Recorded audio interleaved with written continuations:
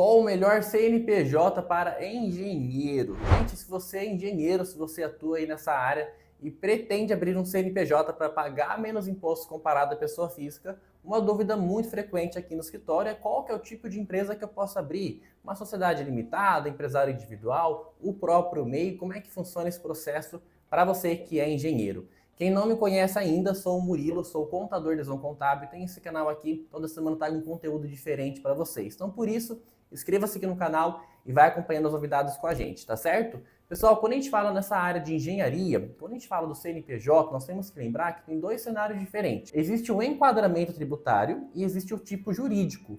É muito comum as pessoas confundirem enquadramento tributário com tipo jurídico. Então vamos lá. Enquadramento tributário seria o MEI, o Simples Nacional, o lucro presumido, o lucro real. Tipo jurídico, empresário individual, sociedade limitada, sociedade unipessoal limitada, associação, isso é um outro tipo de formato. Então aqui eu estou falando como que você paga os impostos e aqui eu estou falando como que é feita a estrutura da sua empresa.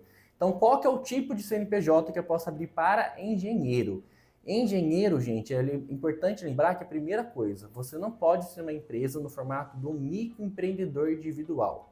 Então, o microempreendedor individual, ele tem uma categoria, uma natureza jurídica específica e um enquadramento tributário que os dois acabam assimilando a questão do nome.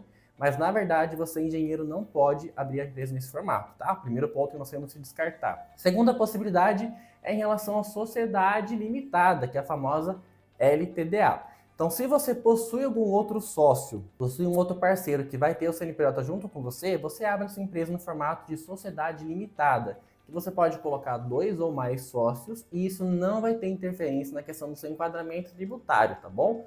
Via de regra, você pode colocar a composição da sociedade e isso poderia, da mesma forma, enquadrar a empresa no Simples Nacional, por exemplo. Ou então, Murilo, eu trabalho sozinho, eu não tenho outro sócio, eu não queria envolver o CPF de uma outra pessoa. Antigamente nós tínhamos que colocar o CPF da esposa, do primo, do irmão, porque a empresa obrigatoriamente ela tinha que ter um outro sócio. Mas não existe mais isso, tá certo? Hoje nós temos um formato de empresa que chama de SLU, que é Sociedade Limitada Unipessoal. Nesse formato você abre uma empresa somente no seu CPF, então você não tem mais a figura de um outro sócio.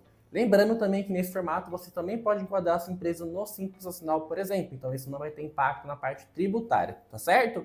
Então, independente da questão de como está a sua estrutura, a atividade de engenheiro em si você pode abrir tanto com sócios ou então individualmente, que isso não vai ter impacto na parte tributária da sua empresa. Só vale lembrar que como MEI você não pode abrir empresa nesse formato. Tem algum tipo de dúvida, queria tirar mais alguma informação, algum detalhe em relação ao seu negócio? Manda mensagem aqui pra gente ou então procure Visão Contábil. Um dos nichos que nós somos especialistas aqui no escritório é com engenheiro, então a gente trabalha com engenheiro de todo o Brasil e eu consigo fazer uma consultoria para você mostrando qual seria o valor de investimento em relação ao CNPJ e qual que é o melhor formato da abertura da empresa no seu caso. É só mandar mensagem para a gente ou então nos procurar que eu estou pronto para te ajudar.